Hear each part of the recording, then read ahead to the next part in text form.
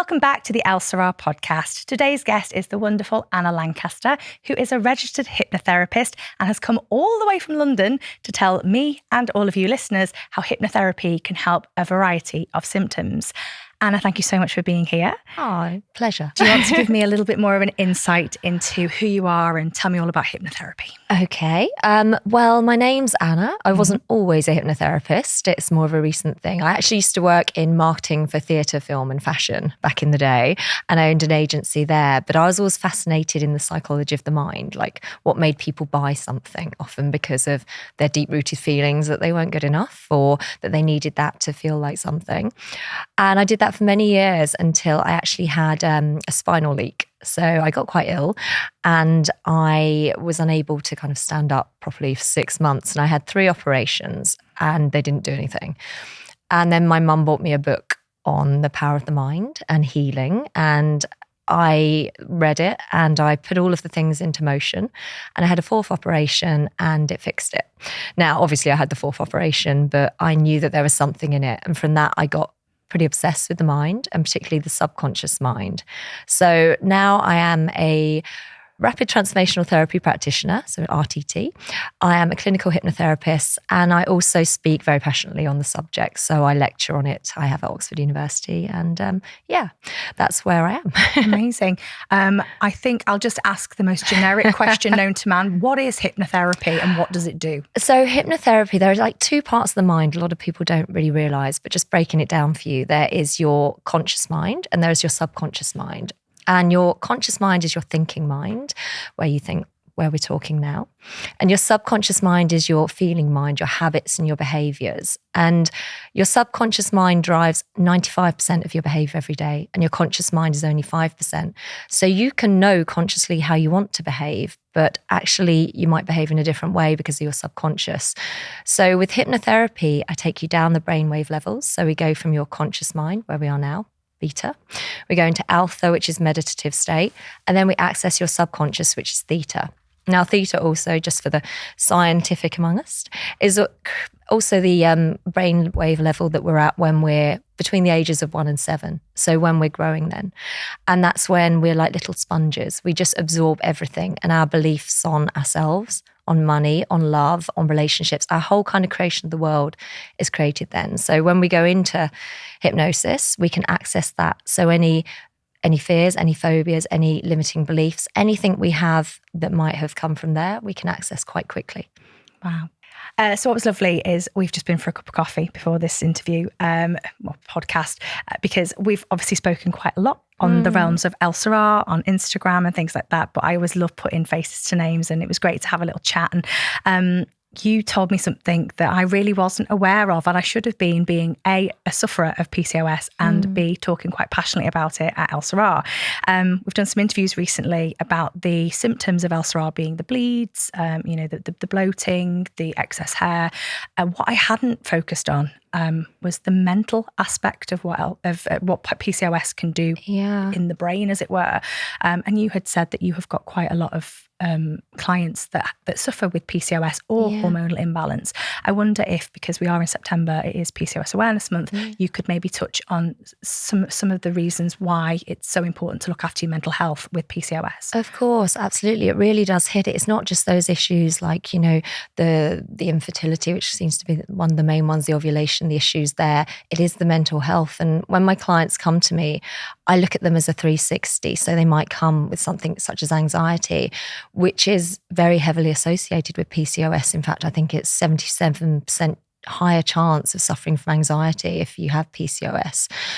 And when you have stress and anxiety, of course, that causes imbalances in your hormones as well as that. So higher levels of cortisol, and that also affects it very heavily. When you're extremely stressed, it's going to make symptoms worse. So when clients come to me with anxiety and with stress, one of the things I do is regress them back very much to the root cause of it. And we go back to the root of it. And it can be something as simple as something they're experiencing now, which is really affecting them. Or often it's deeply trauma-based. So I had, for example, a lady come to me and it was predominantly with anxiety. And so the way I work is, certainly with the RTT, is I regress them in a hypnotized state to the very root cause of why they have that issue. So she came with anxiety. I regressed her back, and it was initially when she was a child, and she was just going to play school with her mum, and her mum was leaving her, and for her that was incredibly traumatic, and the link was that she couldn't control her mum leaving. Fast forward into her later life, and she had the symptoms of PCOS, and she realised she couldn't control her body. So not only was it affecting her now, but it was really going back to that deep state she was in there, so it was affecting her a lot worse. So it's so important to look at that, and then to look at resolving some deep trauma issues as well as the other ones. Also, issues such as, sleep, issues such as, the worry and pressure you put on yourself with fertility or infertility. When you're in a highly stressed state, you're not going to be in a great condition for conceiving anyway. And the amount of pressure we put, and like you were saying, when you're trying not to think about it, or you are thinking about it.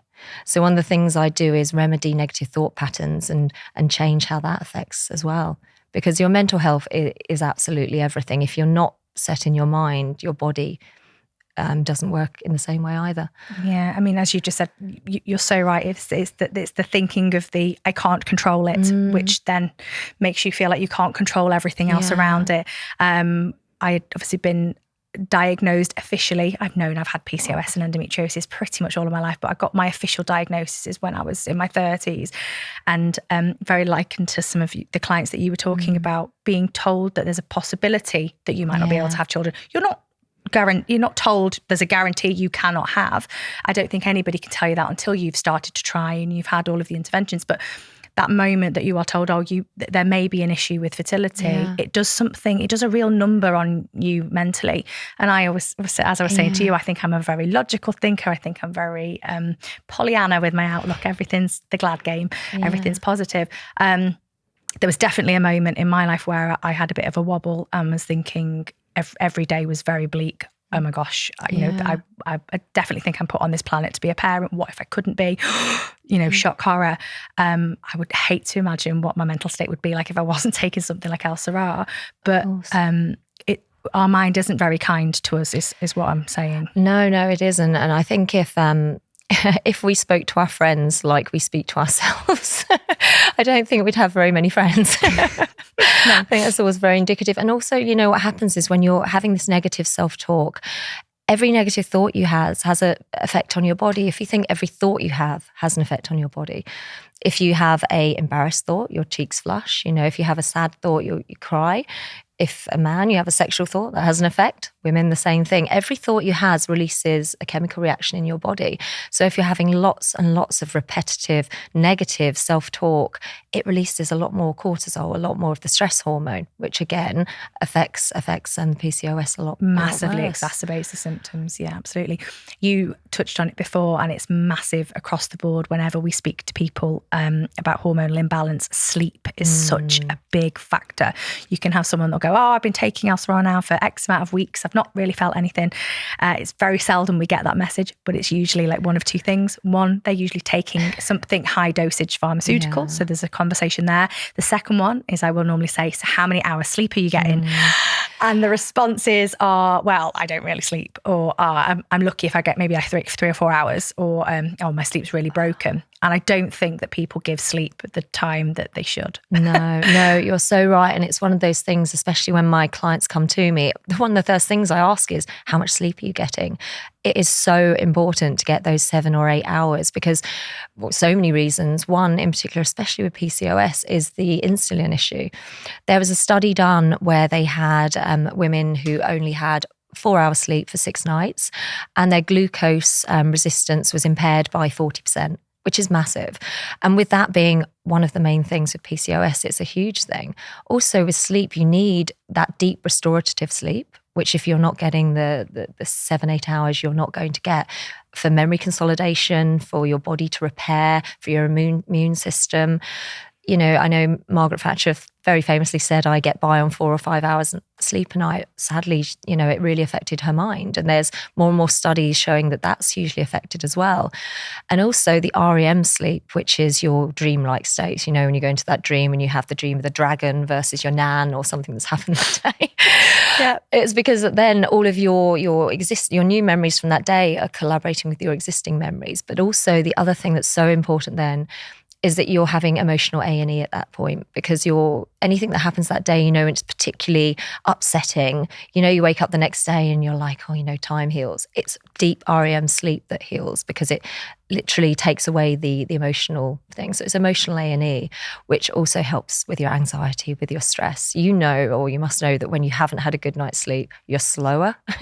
Your anxiety levels are higher. You're going to catch colds, you're going to catch other things, and your mind just isn't what it is. You can tell. And also, certainly I know this happens to me as well, and it must be linked with the insulin, but you eat. I mean, I eat everything. But you tend to go for sugary foods, and that also doesn't help. You were talking about emotional eating as well. Yeah. Emotional eating, I can definitely say I'm a victim of.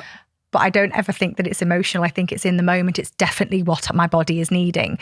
I'll have this sudden crash in the middle of the day where my head starts banging. I get, it's almost like hallucinating state. And I'll go, I just need like a caramel frappe from McDonald's. And that's how graphic it is in my brain. That will fix me. And it's almost like if I don't have that fix, it's almost like a smoker having a cigarette. And I've really been good and stopped myself from doing those things. But and then it's just dousing myself in water and making sure I do go and have a lie down in a dark room. But it's strange how your body craves these things. And you had gone back to saying that it was almost like childlike state. It's like your body feels like it needs rewarding. Absolutely. I mean, it's also, you do get that sugar crash in the afternoon, which I imagine is where it is. But there are ways you can handle it, especially with emotional eating. If it's something that's triggering you, like you've had a bad day or something's happened that, you never go for the lettuce. You don't find someone who's like, right, give me some lettuce right now. It's always that sugary food. It's always that. And it's because if we go back, and I do this a lot with clients who especially are needing help with their weight, or if they have, disordered eating of a type, especially with the weight, we go back and look at what the association is, why you'd go for that. And 9 out of 10 times, it will be because when we're younger, we're given a treat, which is often chocolate or sugar. Again, you don't get given a salad as a treat when you're younger. More and more so, I think it's healthy food now, but certainly when I was younger, it was chocolates, it was cakes. And so you associate that with love. And if you go way back, if you think of when you're breastfed, it's that creamy, sugary, like sweet, that's reward, that is love. So when you're going through those times of high stress, of needing that emotional, comfort, of course you're going to go for the sugary stuff. And so then it's just looking at reframing it, because then if you take someone back and of course they're associating it with that, you look at it in a subconscious state, which is where all the power is. And at that point, you disassociate that with being pleasure. So you look at, actually, no, that's not going to help me in a way. So you add a bit of pain to it, because the mind's there for one purpose. It's to take you, it's for survival, to take you as far away from pain as close towards pleasure. So if you're kind of adding a bit of pain to, having that, and a bit more pleasure to treating yourself. So what is treating yourself? What is giving yourself love? Some TLC, some self-care, getting your nails done, spending some time on your own, having a hot bath, trying to add different triggers in, or different results to triggers that are kind to yourself, that aren't necessarily that. And you can do that in that subconscious state a lot easier. Perfect.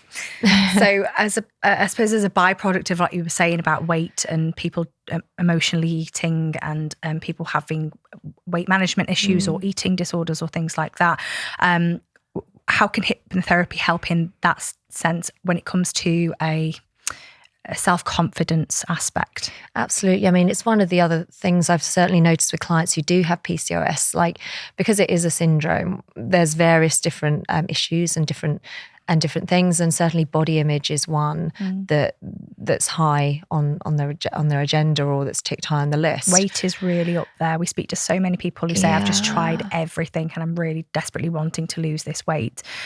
So this will be really interesting to them, but also to a lot of people. It doesn't necessarily matter if it's PCOS. General hormone imbalance as well can have a lot to play when it comes to weight. Well, it's why this is so powerful, because it's going back to that root cause of why, changing that, going and interrupting it, and then installing this new belief where actually, the help is coming, or the self-care, the love is coming from doing different things, but also just interrupting it at that point of when you started doing it.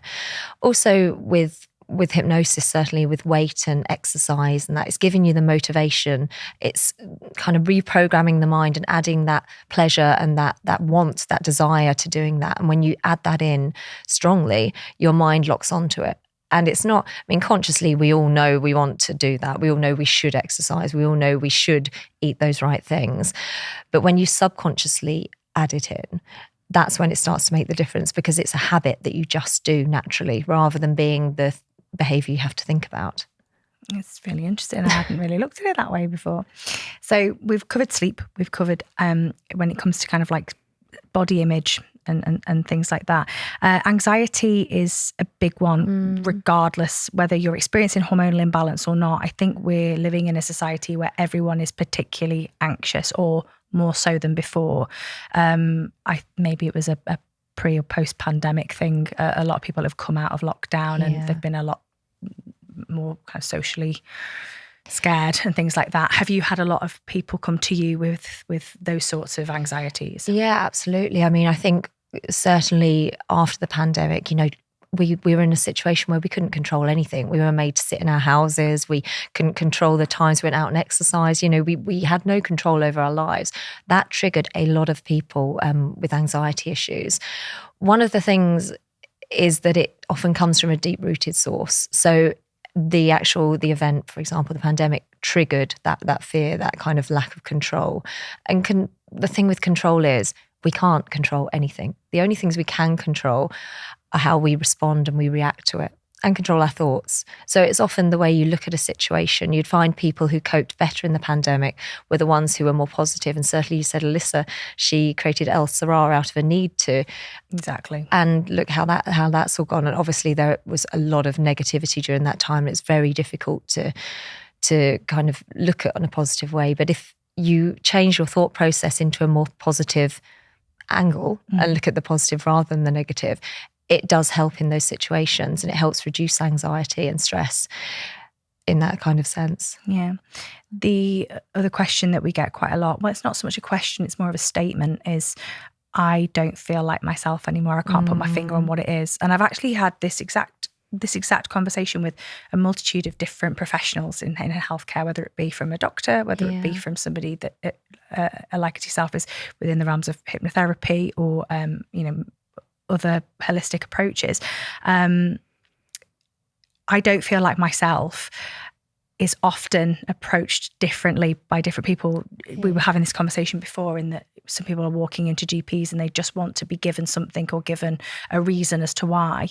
And sometimes it's not just the one reason. Like you say, it can be quite deep rooted. What would you say if, for example, one of the emails that I had this very morning was, I can't put my finger on it. I just don't know what's going on. My GP has offered me a prescription for some sertraline, but I really don't want to take it. What would be the next steps what would you recommend for those sorts of people? Absolutely. I mean, that's one of the things I do feel sorry for doctors, because they have a very limited time in which to diagnose and help people. So I can absolutely see where they're coming from. I have a lot of women who come to me between the ages predominantly of about 30 and 50, kind of, I mean, that's a big juncture, but who do come to me just saying, I don't feel myself. I don't feel myself. And one of the things that we do kind of pinpoint it on is self-esteem, and that they don't feel like themselves. They don't feel confident in themselves anymore. They don't feel that they're achieving what they should be achieving. There's a lot in this world where, sort of certainly in the Instagram society and that, where people see what everyone else is doing and think they should be doing better, think they should be doing more. And then they have this inner feeling that they're not doing enough, that they don't feel themselves anymore. There's a lot of overwhelming things that happen. With me, what I do is, certainly when I work with my clients, is take them back to where their self-esteem was knocked. Whereas, when we're born, if you imagine back there, we're the most confident little things ever. We come out of the womb and we're like, look at me in my cute chubby arms. I'm the cutest thing. Babies love attention. They absolutely adore it. And then things happen that just chip away at that confidence, at that self-esteem. And then when we get to an age and there are other things that are wrong with us, like, if you have, for example, PCOS or something like that, it can hit your confidence, it can hit your self-esteem. And when your self-esteem is low and you're not feeling yourself, you're not feeling your best self, it affects everywhere else in your life. So it affects your relationships because you're not showing up as the person you want to be. It affects your work because, again, maybe you don't have the confidence in the workplace. Every area of your life starts to get affected because you don't have that inner self-esteem. And when I say self-esteem and confidence are slightly different in the sense that you can go out and be really confident in work, and when you're doing something and talking about it, you know it. But self-esteem is how you feel about yourself at the end of the day, that real feeling. So especially with hypnosis, because it takes you to your feeling mind and why you feel the way you do, because you know you want to be confident, you know you want to feel more yourself. We go back to where this was chipped away and we start to instill that feeling like your best self, having that confidence in yourself, and going at those places, for example, when you might have questioned your fertility, or might have questioned who you were, or might have questioned, your body image, and we start to rebuild you from start and start to make you feel better about yourself. And when you start to feel better, when you feel better, you respond in a different way. And when you respond in a different way, the outcome's different. And then you go back and you feel good about it. And it's starting to create a new positive outcome, rather than going into that negative cycle where you're feeling so bad about yourself and you're not feeling yourself because you are feeling bad. You're not your authentic self anymore. Yeah. What percentage of clients do you have that would you say are anxious or depressed? God, it's a high amount. I'd say certainly, because when I get clients, I would say anxiety as a whole is probably about 50, 60% of the issues that I deal with. Wow. Obviously, I have the other things, the fears, the phobias, confidence. I have eating disorders. I work with success blocks. I work with pretty much any behaviour or issue that you have. But I would say anxiety, stress, they come up to about 50, 60%. But then it all links in together. If you're feeling anxious, it's often linked into low self-esteem because you don't feel good about yourself, and then the anxiety kicks in. Everything, I always find when I work with one issue with someone, if we go back to the root, it affects lots of other different areas as well. So when you start to feel better about yourself, your anxiety reduces, then your stress reduces, and then you start showing up, you look after yourself better, you respect yourself a little more. Because sometimes, like I said, if we spoke to our friends the way we do ourselves, we wouldn't have many friends, but, the words that we say to ourselves really affect our body and really affect ourselves. One of the big reasons with depression is harsh, critical words we say to ourselves, because they're going in, and eventually your mind locks onto it. The subconscious mind learns by two different things. It learns by going back to that theta stage when you're learning, but also repetition. And if you're repeating those negative things about yourself, eventually you're going to feel them. Yeah. Do you have a lot of clients that will come to you if they've got kind of past traumas of family or grief or loss? Grief is quite a big one for us. I mean, you know what I'm like with our customers at Elle-Sera. I have taken on this role of I'm definitely not qualified, but I'm happy to be everybody's therapist in the best way that I can. But we do have a lot of our ladies that will come to us and say, I lost my husband, or I've lost my mum, or, awfully, I've lost children recently, and that's had a really big impact on me. I desperately don't want to go down the route of taking anything medically. I want to try something natural. Do you think that Elle-Sera will help me? In short, there are definitely aspects of our ingredients that will, but fundamentally, grief is just such a huge chunk of mental load. How do people to combat grief? Yeah, I mean, grief needs to be felt. Like a lot of the feelings, when we suppress them, they stay suppressed, and they've got to go somewhere. So they often will manifest in the body in different ways. But certainly you need to go through that process. You need to let the grief out. And I do work with people who are going through, horrific times or have gone through them. And certainly with hypnosis, you can do a lot of letting go in a short space. And also having conversations you might not necessarily have been able to have in a subconscious state, because your mind doesn't know if you've had that conversation or not. And especially in hypnosis, because you're firing and wiring the same neural pathways as you'd be having the conversation. And sometimes it can be very cathartic to let go, to have those conversations. And a lot of clients do leave feeling a little bit lighter and able to let go and move on. But grief needs to be felt. If you don't feel it, it goes somewhere. The emotion that doesn't find itself in tears makes other organs weep. Oof, that's deep, but very true. Yeah. Grief can have profound effect on a lot of people. So essentially, when it comes to hypnotherapy, and you're saying you're basically allowing yourself a little bit of access into somebody's mind in a very safe way. They can allow themselves to be quite free, quite expressive. They can say things that they may not say. Absolutely. It's like just taking that layer away and letting them do it. Have you found that people have but maybe not liked the treatment? Have you found people that have had a bit of a strange reaction to having treatment before? I always like to ask these questions because go for it. Every side. No, not really, because ultimately all hypnosis is taken to a really relaxed state where your conscious mind shifts back, your subconscious comes forward, and you go into a state where you can access those memories or things that you haven't in a long time. And it's always dealt with in a very delicate way. So if it's something that is quite traumatic, sometimes I'll get them to put it on a screen so they're separated from it. It's dealt with. Everybody's actually got When you say put it on a screen. So when they're visualizing in their mind, it's on a screen rather than so that they're in the moment as such. Okay, so it's a bit distanced from it. Right, okay. So it's like a projection. Yeah, like a projection rather than, but it's, certainly, I've not had anyone who's responded badly. I think I will say 95% of the people will have a cry, whatever issue they've come through, but it's so cathartic. It really is. They're just letting go of stuff that's held in there that often makes us feel heavy. Like you'll see people walk in and they feel anxious and shy and shoulders hunched. They'll walk out and they're like that. They're just shoulders down. They feel lighter. One of the things that most people say is, I just feel like I've let go of a load. I had a text message from one of the gentlemen and he's like, I've left something in your office. And he's like, I couldn't work out what it was, but it's all of that heaviness and all of that baggage that I wanted to get rid of. Oh, it's all very sweet. when it comes to speaking with men, because this podcast is listened to by men as well as women, what are some of the key things? Obviously, we've talked about hormonal imbalance, menopause, PCOS, those sorts of changes in a woman's life that can really have an effect on them. Do men have a similar response, or are their kind of symptoms and issues a little bit different to ours? I think everyone has very similar things. Anxiety is a big one, like confidence, self-esteem, not feeling themselves, believe it or not, is a big one. I do work with a lot of men as well as women. I'd say I'm more skewed to women than men, but I think men like it because with hypnosis, there's a lot of science behind it. Like when I say hypnosis, people are like, oh, it's a bit woo-woo. It's actually not at all. It's essential science. We're going down the brainwave levels.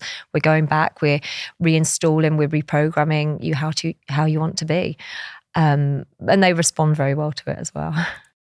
Apologies for interrupting this podcast, but I need to ask a favour. If you're enjoying this podcast so far, then please hit that subscribe button right now. I'll be straight up and honest that I want to see this podcast grow and flourish into something that I'm really proud of. And the only way that I can do that is with your help. So if you've ever learned anything useful from these conversations, then please return the favour by liking, rating, subscribing, and maybe even sharing it with your friends. Thanks very much. Let's get back to the episode. Yeah, a lot has to be said for science. And we have spoken to people who, well, I say the terminology of woo-woo. We have a lot of our ladies that will go for treatments that are things like Reiki. Yeah. And when I speak to Reiki practitioners, God, they are some of the most passionate. Some of them, you speak to them about it and they're just like about it all. And I say to them, so what is it? And they'll try and explain it, but there's actually not that root background of scientific, proven, whatever. But proof is in the pudding, in that we've had quite a lot of customers that have tried it and have had really great results from that. And I'm a believer of, if it works for you, then that is absolutely fine. But I do like things that are proven. There's a bit of something to sink your teeth into in terms of data. Elle-Sera is like one for scientific. Really? She loves reading scientific data and research and studies. I'm like really heavily dyslexic and it sends my mind into a boggle, but she's amazing at it. But when you say it's scientifically proven, how long has hypnosis been going on for? Oh gosh, it's been going on for many, many, many years. But I think it's more in the mainstream now and a little more accepted now than it ever kind of has been. I looked at some studies and, talking therapy definitely has a place, but you can feel like you're going in and you're signing up for life because you're going in every week. And I certainly, one of the reasons hypnosis worked with me, or I likened to it, was because I did myself, I did talk therapy and it had a point, but I did feel like I was going in there bringing up everything that I didn't really want to talk about. And then the hour was up and I was leaving, and I felt more stressed by the time I walked out than I did when I walked in. Whereas hypnosis, because you actually change how you feel about something in that moment, and the results can be rapid. I mean, I do clinical hypnotherapy generally, but rapid transformational therapy, which I also do, is, as it says on the tin, it's very rapid. It's a kind of a hybrid of therapies. So it uses hypnosis as the mainstay. Mm-hmm. And then NLP, CBT, and psychotherapy techniques. Let's break those down for the people that don't know them, including sorry. NLP is neuro-linguistic programming. Okay. So that's one of the methods I use within. CBT is cognitive behavioural therapy, and obviously psychology, and mindfulness in between. So when I do those sessions, they're a big 2-hour session. It's a chunky one. We go in, we regress to the root. We go to 2 or 3 scenes. I'll give you an example actually of how it works. A gentleman I had recently, he had the number one fear of most people actually, it's not death, that's number 2. Number 1 is public speaking. So people would rather be in a coffin than actually be up on stage. Okay. But so he came to me, he really had to do a big talk for Google, and he wanted to go out, he wanted to do it so much. And every time he'd go up, he'd have a near-on anxiety attack. So I took him into a regress state and regressed back to the root cause of why. He was in school. School has a lot to answer for. He was talking in front of the class and reading something out, and he said it wrong, and the whole class laughed and the teacher laughed. And that for his body and mind was so embarrassing, so humiliating, that his mind was like, right, we're getting you out of that now. If ever you go into that same scenario, and this is with any other triggers, very similar. If you ever go into that same scenario, we'll try and get you out of it. So then fast forward to going up in front of class again, or going up at a presentation when you want to do it consciously. But what happens is your mind's like, okay, this is a similar thing. This is like that. You want to get out of here. What are you doing? So you get sweaty palms, the heart racing, and all of those symptoms.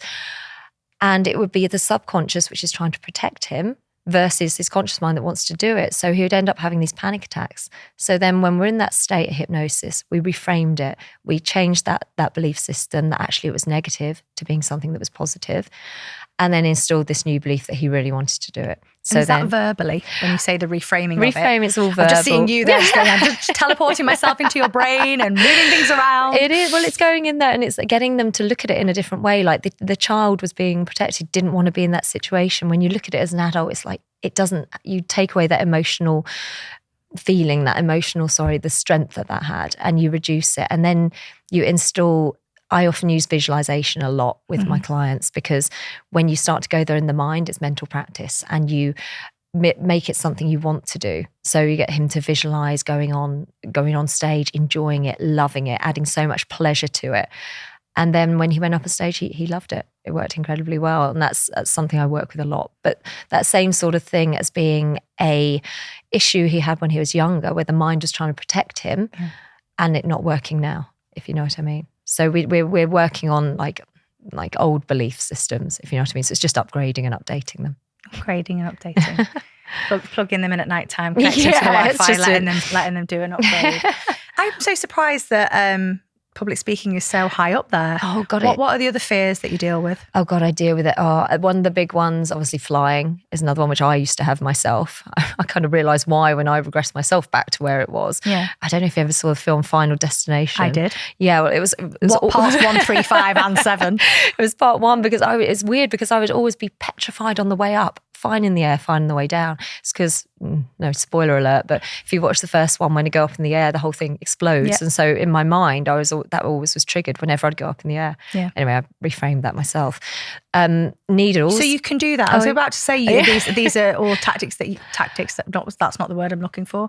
They're all things that you can use on yourself. I mean, I did it because I know how to do it, but I think it is that element of, I mean, when you put yourself into a relaxed state, often what I will say with people is if there's something that you have as a fear, trying to go back to where it came from, just like going back to that first time you can remember feeling it or thinking of it. might well work. But yeah, I do it because I can do it on other people. So I'm really blessed in the flying aspect. But I was one of those really annoying children. My parents always made me do the wing flapping. We would make the plane fly. So they made flying pleasurable. That's such a good idea. So while we were flying, my ears used to pop like you wouldn't believe, and it was really uncomfortable, but we would fly through it and it would be fine. We never clapped when the plane landed though, because we knew that was not the right thing to do. But we definitely helped the plane fly. So I suppose it's a pleasurable experience. Yeah. I've not had an issue in terms of flying. I actually really enjoy flying. I like being up in the air and no one bothering me. Well, it's like everything, is how we perceive it. Like our reality is created by the words we say to ourselves and the visions that we make, the pictures and words. So for example, a trip to the Maldives, end result, beautiful. For me, I'm like, yes, I'm going to go on that beach. The pictures I'm making are me on the beach, drinking cocktails, enjoying it, loving it. And so it's a pleasurable experience. That's wonderful. But for someone who's scared of flying, the pictures they're making of the plane crashing, the words they're saying to themselves is, this is horrendous, I'm going to hate this. Yeah. Exactly same end result, but two very different journeys there. So it's changing the words, changing the pictures that you associate with things. Also, for example, the fear of needles is a huge one. Okay. I've worked with it a lot. I had a lady who came to me who would literally faint. She would faint or she would be sick.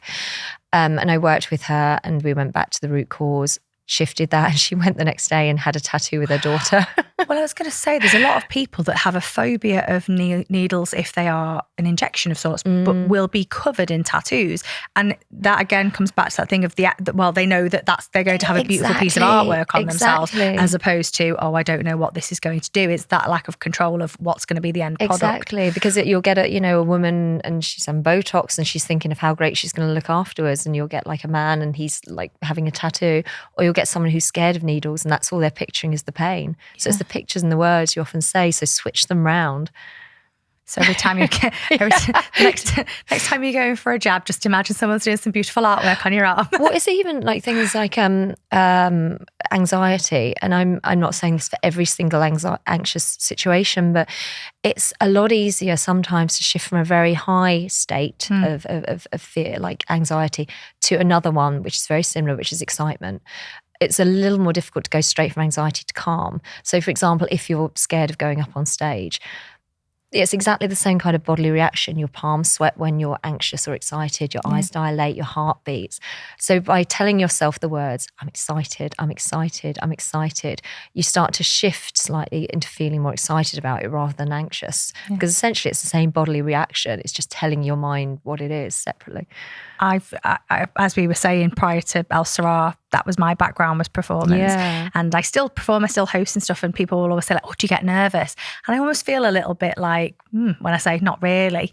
But I think I've just got to that stage where I know that the outcome is positive for all involved, and so I don't see it that way.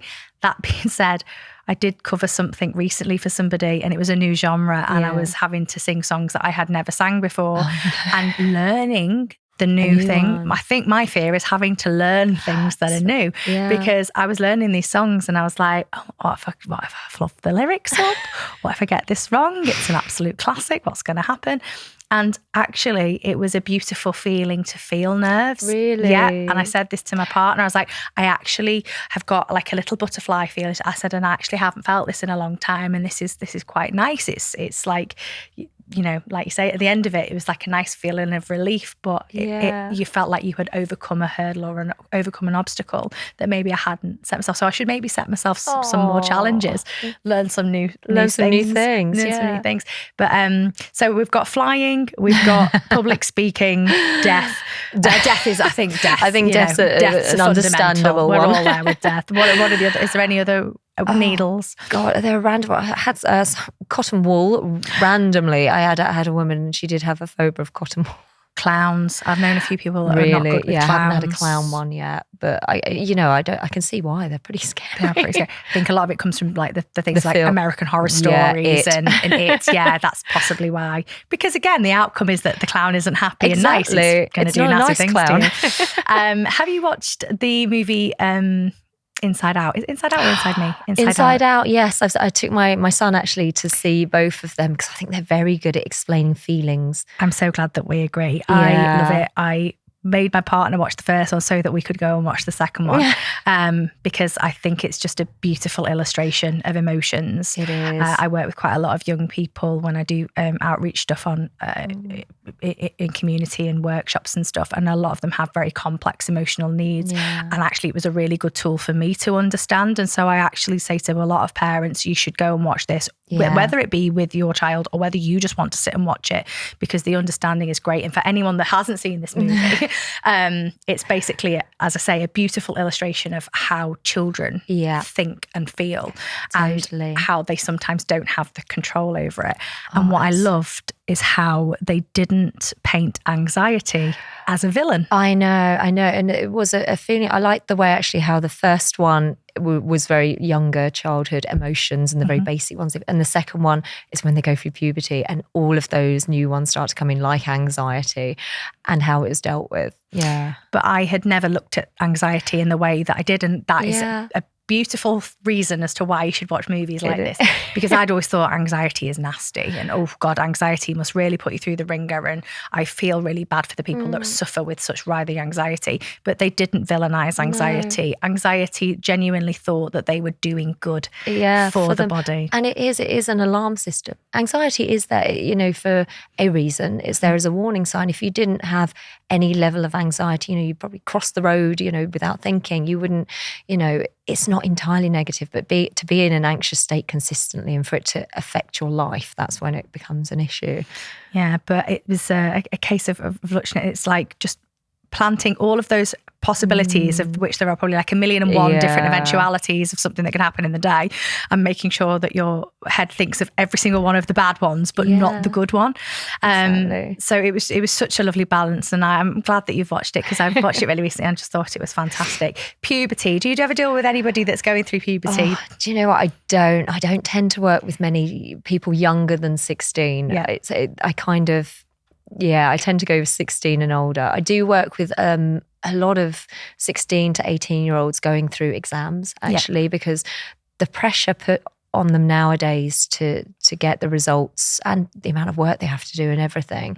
I find what works really well with them and their anxiety levels, which do go through the roof, is positively looking at the outcome differently. So a lot of visualization again with them, and getting them to visualize it going well, walking into, and this is for any parents there, if you can sit with your children or your teenagers, and getting them to like mentally rehearse doing it, because when you've done it once, it's not as anxiety inducing when you do it a second time, because you've already done it. Your mind again doesn't know if you've done it or not in person, because it fires and wires the same neural pathways.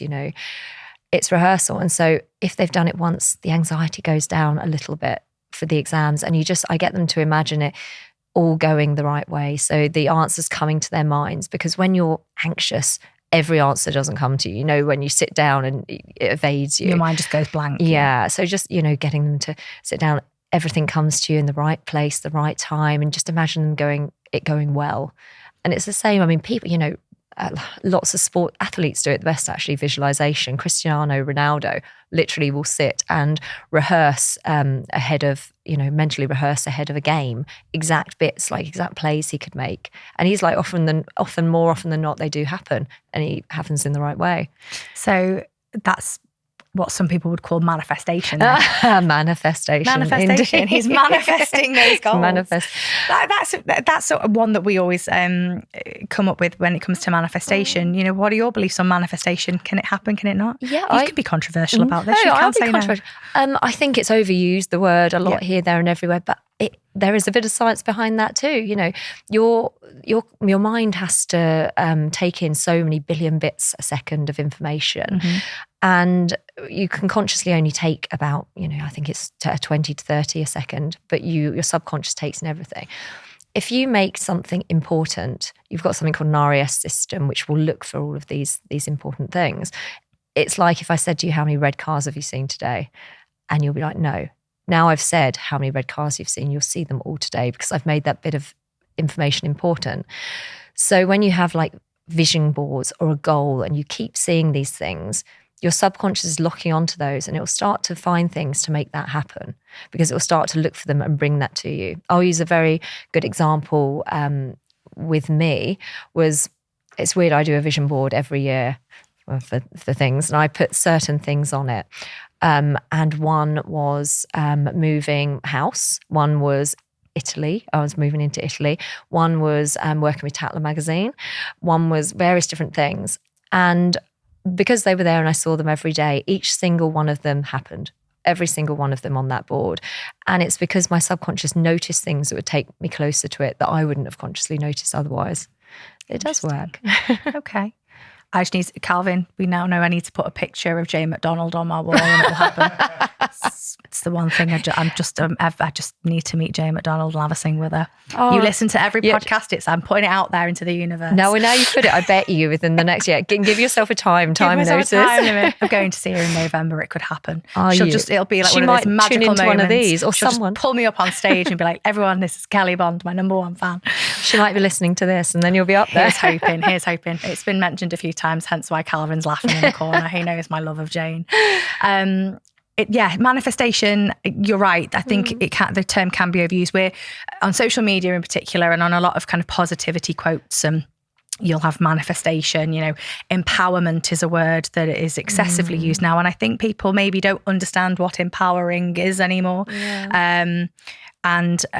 People stepping into themselves or being their authentic selves, we can get a little bit lost in the terminology and the phrases. You've just mentioned then being your most authentic self. What's the definition of that to you? Do you know what? It's being true to yourself, because what happens a lot is between the ages of 0 and 7, when you're forming, like I said, you're at that lower brainwave state.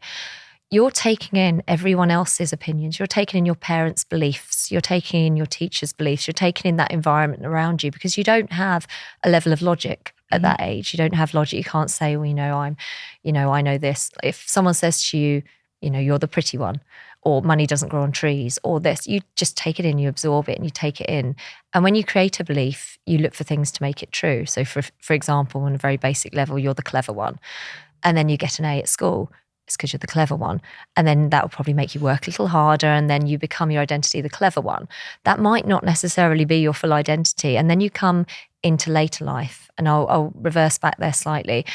If you grow up in a family that isn't particularly wealthy and they spend money to the end of the month, that's what you learn. If they say money doesn't grow on trees, and that becomes your belief system. Money's quite hard to come by. Mm-hmm. But you want to be wealthy and you want to strive to do better. You want to become a lawyer or whatever it is. And you go into it and you start to do well and you start to see the money.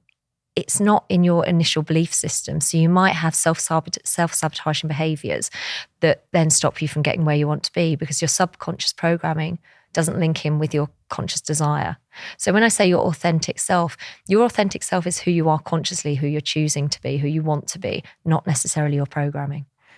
Okay. If that makes sense. No, it does actually. Yeah, it makes a lot of sense. You are right. I had a really similar conversation recently. I was never the clever one. I was the talented one, or the one that was a good singer. And it took me to move away. I moved to a completely different country. I was there for 3 years and didn't sing a note until my very last week there. And there I was able to work. I worked within the education system. I worked in a managerial role. All of these things that I would probably have never had the opportunity to do here because I was somebody's relative. I was a particular type of person. I was a singer. No one really got to see the other elements of me. And maybe more so now when I work at Elle-Sera, it's I can still sing while I'm packing orders, but I can pack orders really well as well. So it's, I suppose authentically, that's really interesting actually, because I always thought I would end up somewhere completely different to where I am right now. But I'm very much enjoying where I am right now. So I had never thought of it that way. Well, I had a client, a lady who she grew up in the UK and then she moved to the States, LA, and she became the person that she wanted to be. Yeah. She moved back here and she started to slip when she met the same friends, and she started to slip back into who she was because she felt a certain way around them because she'd grown up with them. They kind of triggered her. Yeah, familiar. But the mind goes to what's familiar and it rejects what's unfamiliar. So then she'd go back into that scenario and she would regress. So I often, when you grow up and you go home for Christmas, you start arguing and becoming the child that you once were. were. Yeah. The same with her. She kind of went back and she was like, I don't want to be that person. I want to be LA me. Yeah. So we kind of worked a lot on getting her to be her authentic self, which is who she has become and not necessarily who she was programmed to be. Yeah. I think you can be a hybrid. Yeah, I think you can be a bit of both. I'm definitely a hybrid. I'm very much Australia Kelly and I'm UK Kelly. Yeah. Oh, absolutely. Australia Kelly. Australia Kelly is your friend's LA Kelly. Oh, you go away and you find yeah. yourself. I used to always hate when people went, I went to India and I found myself. Yeah, all right. Yeah. I get it. I understand it because you're away from familiarity. Yeah. So you can just be you because there's no choosing. expectations and no one assumes. You just do what you want to do. And you're right. You come back and you go and hang, you know, with the parents that you now love and speak to every day. You think, I've got to, all right, I don't need to have this conversation again. And you kind of regress back into that childlike state of just arguing and bickering, but it's because it's familiar. It's you're not taken away from it. I'm definitely a hybrid of the two. I've still gone back to doing bits of old Kelly. You wouldn't have caught Australia Kelly Dad in a leopard print jacket over there. And I never wore any makeup. But I've put a bit of lippy on for the occasion today for you, Anna. Good. So if people were wanting to start a hypnotherapy journey, they're listening to this and they're thinking, actually, I'm really on board with everything that Anna is saying. Where do they start? Where do they find you? Are there any things that they can be doing in the meantime if they don't want to come to you directly? What would you say? Absolutely. I mean, there are loads of hypnosis online that you can certainly, Google and look up on YouTube. And that. Is there a specific one that you would avoid, or is there one that you would really lean towards? Do you know what the difference is with them rather than working with a hypnotherapist as such is that it's always bespoke. When I work with a client, it's bespoke to exactly what their needs are and everything's tailored around them. So I will say the results tend to be better, when you work one-on-one.